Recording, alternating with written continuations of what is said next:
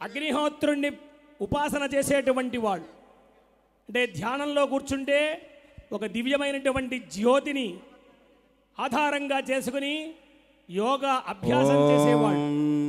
అటువంటి స్వామి కళ్యాణం ప్రారంభమవుతోంది. అందరూ కూడా సంసిద్ధంగా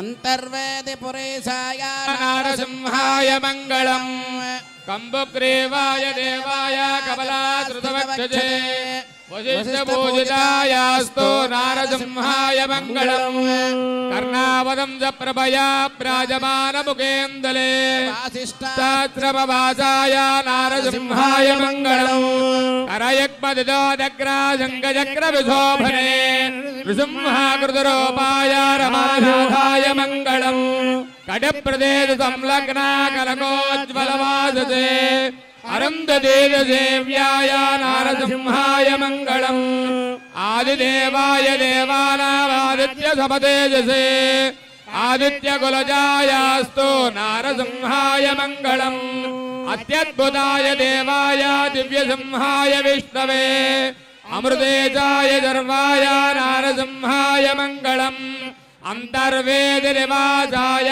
హ్యనందబలదాయనే అదితేర్నందనాయాస్తు నారసింహాయ మంగళం మంగళాచాచనపరైర్మదాచార్య పురోగమైః సర్వైశ్చ పూర్వైరాచార్యైః సత్కృతాయాస్తు మంగళం.